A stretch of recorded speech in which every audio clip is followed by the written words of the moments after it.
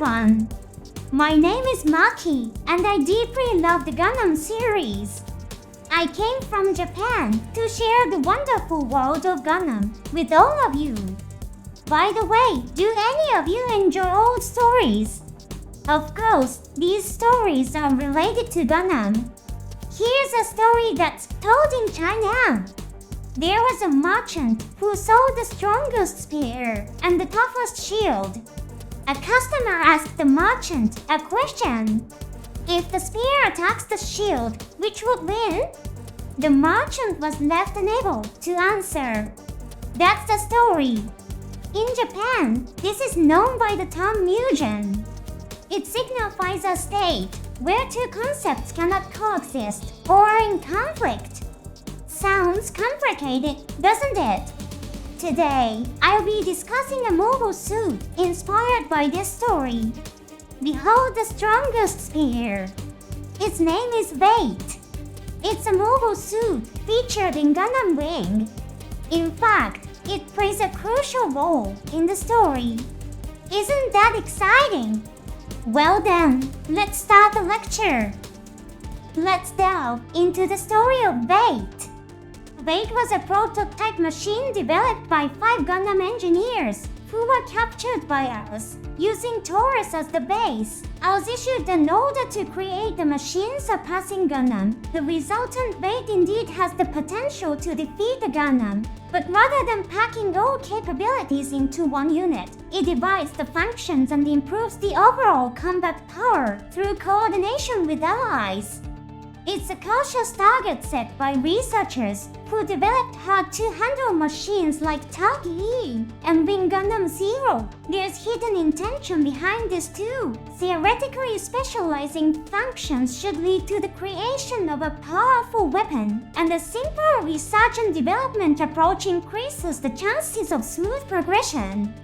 This machine pursues maximum attack power. It's equipped with a beam cannon, sized just within the practical range for maneuverability. It has no other weaponry, but that's in consideration of the coordinated operation with Marius, which handles defense and close combat. In other words, while Marius fortifies the guard, Vayeate can focus solely on firing. This combination of two is unbeatable. Of course, if they are not together, you could also say they're weak. A clear weak point emerges.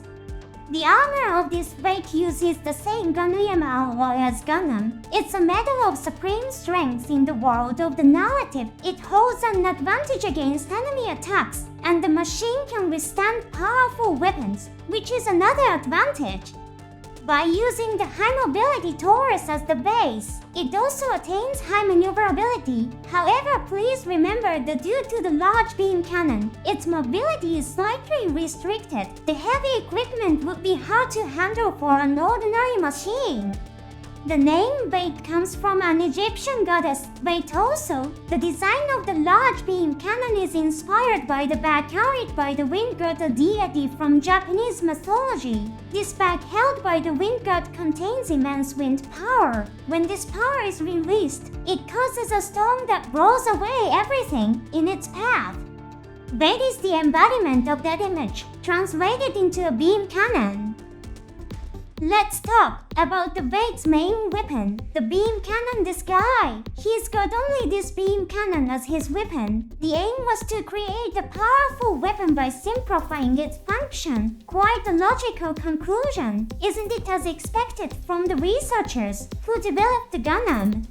This beam cannon is wired to a generator on the backpack, and it has higher power and rate of fire than the Wing Gundam's Buster Rifle. It's more powerful and has improved rapid fire capability compared to the weapon that Gundam used, just as I was ordered.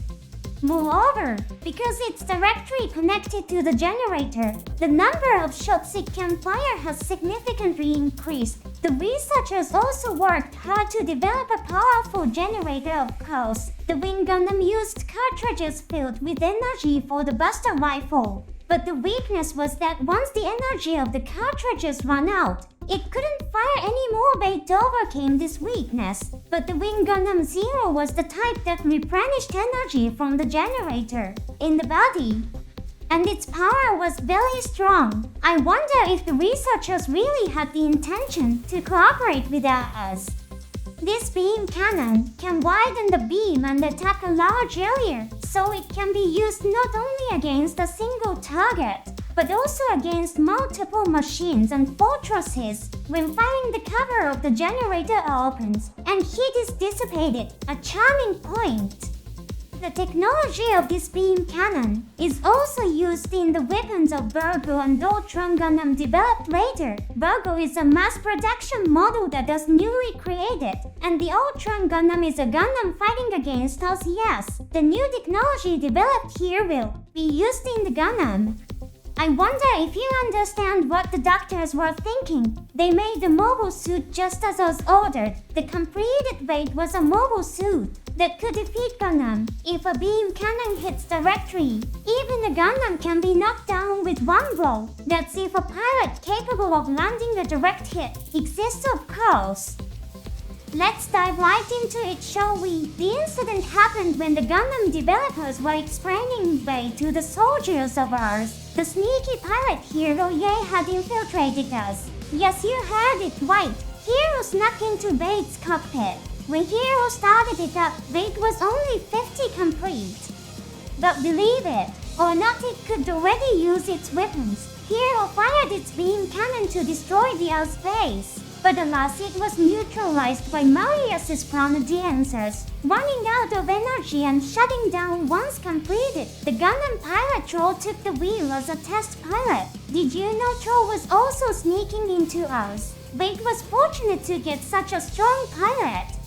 Troll, impressed by Hero's mobile suit piloting skills, proposes to employ him as a soldier in us. And so Hero became the pilot of Marius. It's wonderful that excellent people are given opportunities to shine. Those soldiers who think Hero is on their side are pitiful. What a shock it would be if they found out that Troll is actually an enemy pretending to be an ally.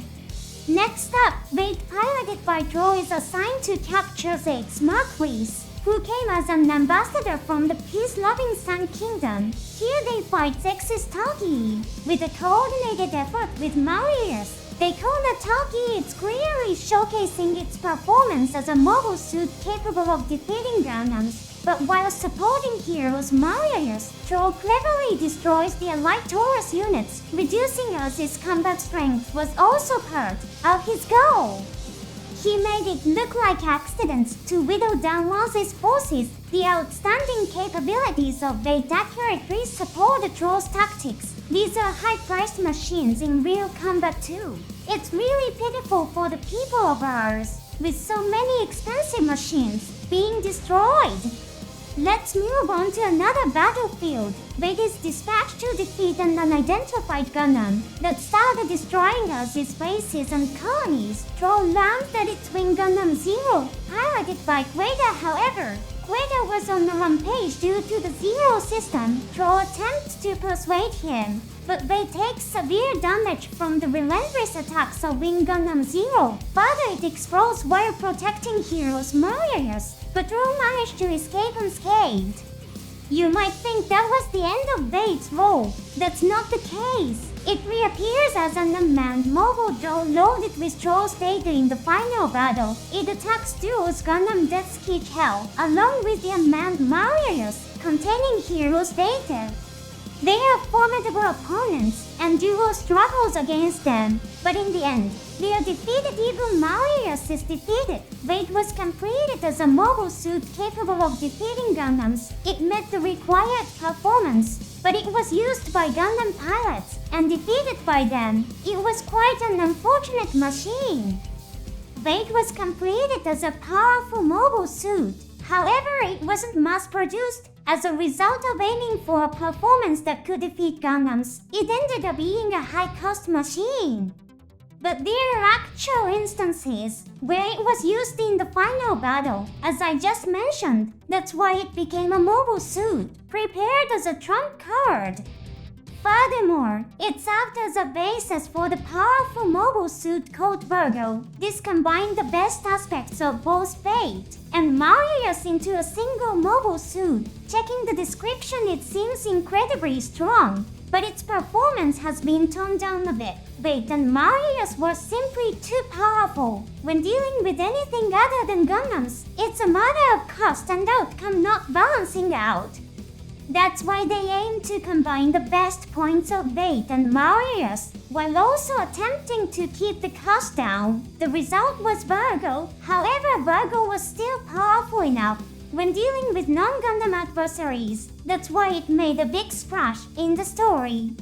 Even the Ultron Gundam employed technology from Fate. The twin beam cannon of the Ultron Gundam made use of the know-how gained from Fate. The structure directly connected to the generator was the same. While this beam cannon was powerful, it had less firepower than Fate's beam cannon. But in exchange, its rapid fire capability increased significantly. The ability to fire without using both arms is also a significant advantage. The Ultron Gundam made a big splash in the final battle as well. It easily smashed a large squadron of Virgos. The scientists were able to grow their technology in the process of creating Fate, and as a result, Ultron Gundam was completed. Those are soldiers who made use of the geniuses, but the roles were reversed one day. It's really quite amusing. That concludes the explanation of Fate. I hope you enjoyed it.